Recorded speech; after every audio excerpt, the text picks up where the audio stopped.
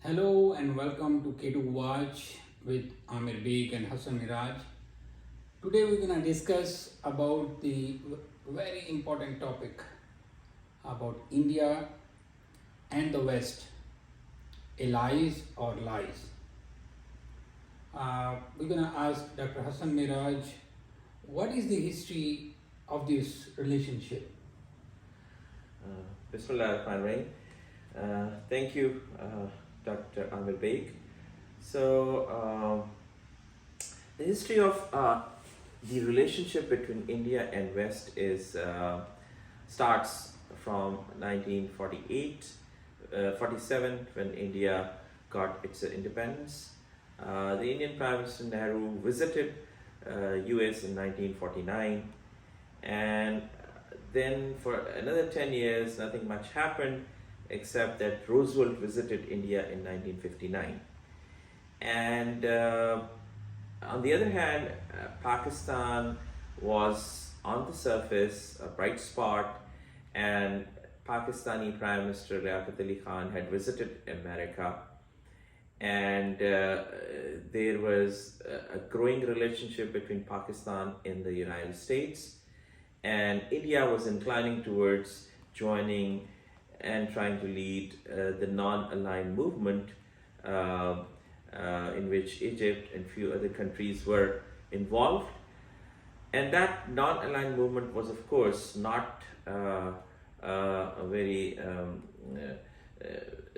was not liked by the United States and the West, because obviously they wanted India and most of the other countries to be on their side. And it was a bipolar world with Soviet Union on one side and America on the other side. So that's some brief history. And as we see in the recent 2 decades, the relationship appears to have bloomed into big rosy flowers. But let's go into the depths, because the devil is in the details, and we'll find that this blooming relationship between India and West has some very dark spots, and it doesn't really mean what it appears. What were the effects of nuclearization? India did her first nuclear test in 1976, and obviously the Americans and the Western world was not at all happy, and that was one of the very early points of discussion where the West and the India did not go together. And India did not sign the NPT. India refused to sign the Non-Proliferation Treaty, which was again the next step in the nuclearization discussion, where the West and the India were again on disagreement, and their relationship did not appear to go in the right path. So the India did not sign, so it's because of Pakistan did not sign the NPT. Yes, India did not sign, and the Pakistan did not sign as well. So both of the countries go usually together. They look at each other. They decide based on what the other is doing. But India had more ambitions than Pakistan. Pakistan had to acquire nuclear weapons because of the bigger neighbor India, which can threaten in Pakistan and has threatened Pakistan several times. Now, But in the Bush has blasted already. So what is the use of NPT now? no, that means that there are some restrictions, especially NPT tells you not to do any further nuclear explosions. So whatever is done, but if you sign NPT, then you cannot do further nuclear testing. What is the Russian factor in that? India is buying oil from Russia and Iran and all those. So if we still stay in 1960s and 50s, it was a bipolar world. Soviet Union on one side and America on the other side. And the emerging nations like India and Pakistan were on the surface of the horizon, and these two superpowers wanted these emerging nations to come towards them. So Pakistan did incline towards the Western world, signed CETO, CENTO, but India did not. And India started non-aligned movement, which meant that they didn't want it to align to any of the poles. But again, that was not what Americans and the West wanted. What is the BRICS and the Ukraine policy? So again, BRICS is an organization which is very strong, and BRICS represent global South. And again, now it's a unipolar world where America is probably the sole superpower, and the combination of India into joining of India into BRICS again does not pleases the Western world, does not pleases Americans, because BRICS is comprised of Russia, China, and other countries, but prominently the Russia and China, which are adversaries to the Western world and to America. So joining hands with Russia and China in BRICS does not make the Western world think good about India. How about Ukraine policy?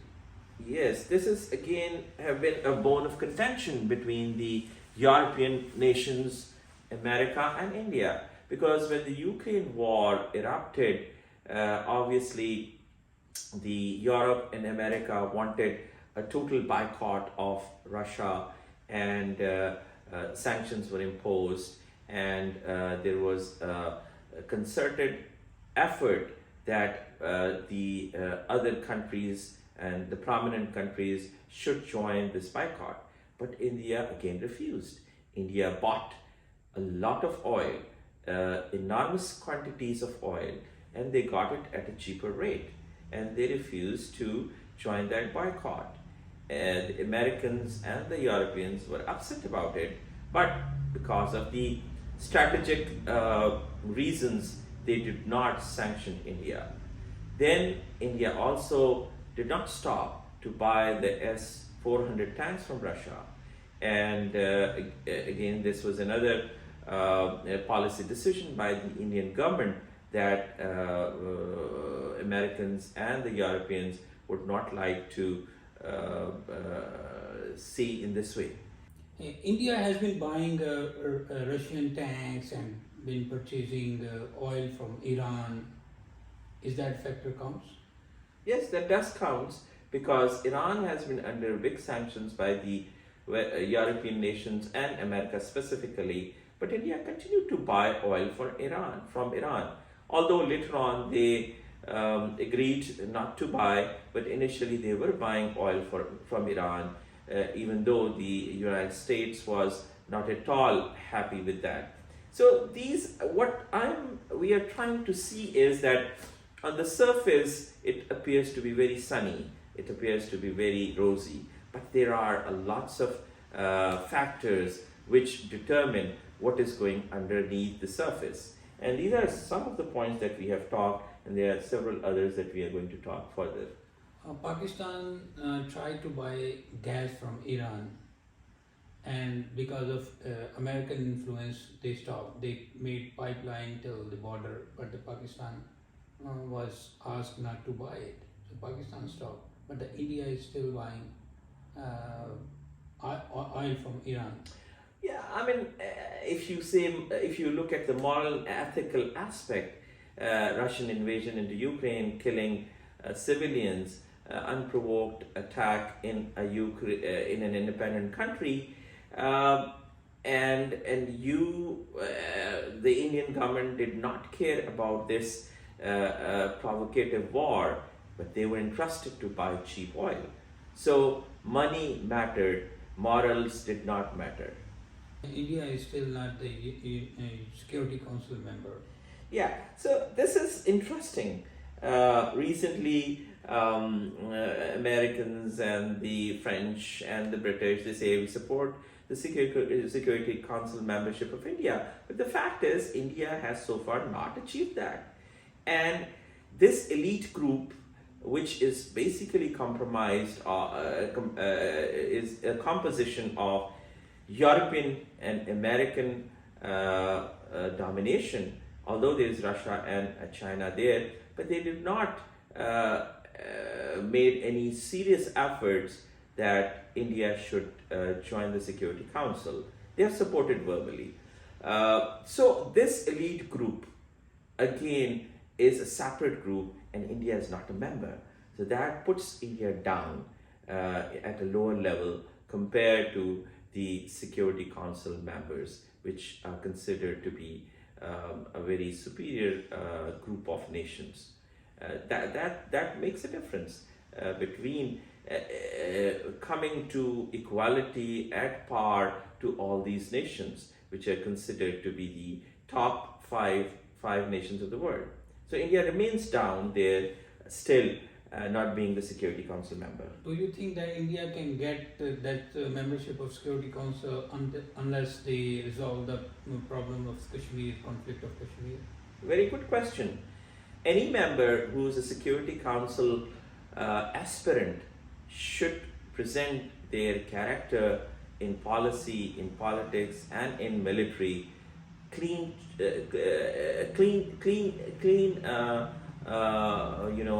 policy and everything. But a country like India, who is involved into the international Kashmir issue, this disputed issue of Kashmir, border issues with Nepal and China, and problems with other neighbors, should not be a Security Council member, because Security Council members have veto powers. So this would not be fair. This is not at all ethical that a country who has so many disputes and issues around becomes a Security Council member. So, as an Eastern nation, does India qualify as an ally to the America and West? Yeah, very interesting aspect, because if you look at the West and the America, their elite group or special group includes UK, the France, Germany, Australia, and Japan, and these are all racially the same, and they are considered to be the Western world. So where does India stands? India is an Eastern country, high levels of poverty, homelessness, lots of issues that linger in third world, stands in third world. So how can we expect a country like India to become an equal partner, an equal ally to those superior, so-called superior nations of the world? China and Russia have become rivals to the Western world, and one of the reasons is about East and West. Those two nations are also belong to the eastern side of the earth, whereas the Western world is Western world. And India does not falls at all in the Western world, looking at the culture, looking at the race, looking at the history. And Russia and China are economically and militarily much superior than India. So India cannot, hinge on and stand in front of US or Western world and claim an equal alliance or equality of alliance. If we see the condition in India, there's a minorities issue, and the democratic, so-called democratic country and a secular country. Do you think that it still exists in India? The American democracy and the Western democracy is very different from the Indian democracy.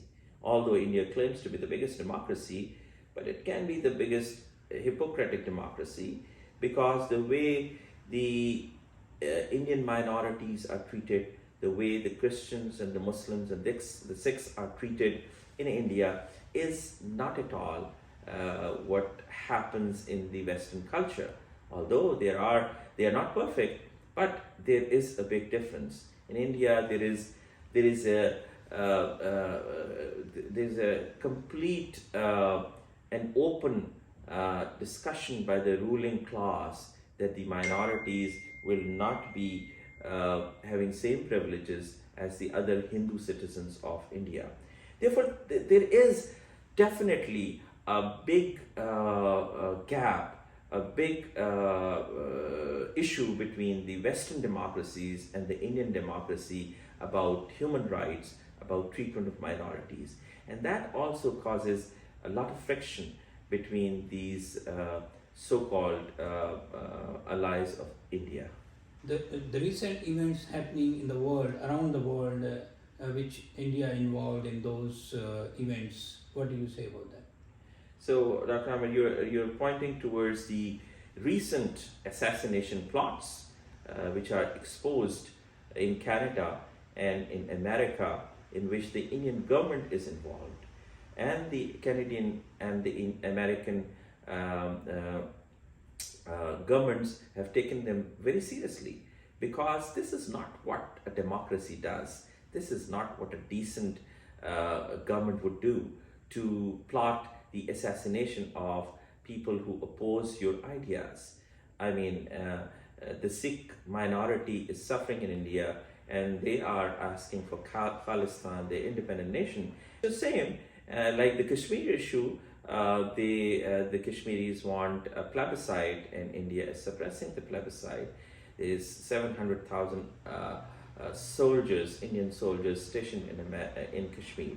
So this is again a place where a lot of under the surface friction is there, and the media is telling us that this has been discussed by President Biden with Prime Minister Modi about the assassination of Canadian or American citizens on the Canadian American soil.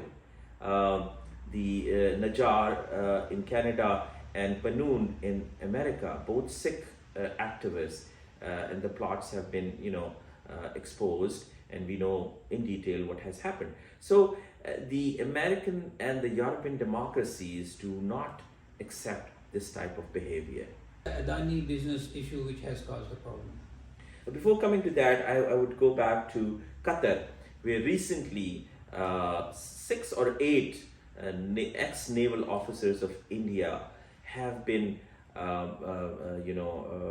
put to death sentence. And this is not fun, because these people have been caught spying for Israel in Qatar, and now the Indian government is in panic. So that also reflects what is Indian democracy, so-called democracy, is doing. It's transnational aggression, it's transnational terrorism. I mean, there are many people who have been probably the opposite, differences of opinion with Indian government, have been killed in Pakistan, in Nepal, in Bangladesh. But of course, these small nations cannot scream aloud, and their screams don't count. But recently in Pakistan, there have been many activists killed, which were opposed to the Indian policies. So coming to Adani, we know that several months back, Adani Group in India is a huge investment group with special relationships with Prime Minister Modi, and one of the American agencies pointed out short seller fraud done by Adani, which ranges into billions and which affects the investors. And that did upset the American financial sectors. Again, reflects the moral and ethical aspects of the Indian businessmen. Western or American alliance with India, is it based only because of the opposition of China? Yeah, if you take a moment and think into the depths, you will find China defines as a single word why the Europe has moved towards India. We know that China is the rising military and economic power, and the Western world obviously think that China is the biggest rival coming up. And India is strategically located in such a way that it can easily counter China. But India alone can never counter China because of the growth that China has achieved compared to the Indian growth. So the Western world and the American They have seen the trailer, recent India and China conflict. They have seen the trailer. Yes. So the policymakers on the American and Western world, they have defined India as their, their watchdog for China. So India is being used to counter China on behalf of the Western world. That is the strategy, bottom line, and that clarifies many points why the American strategists prefer India over Pakistan.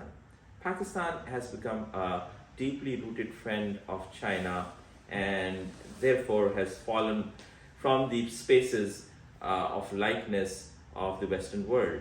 Whereas India, who has been a rival to China, has had a war in 62, lost from China, is very much preferred by the Western world to be used to stop China and to control China, to contain China. India, although is a strong state, but still cannot counter China and needs the help from American and the Western world. So it goes two ways.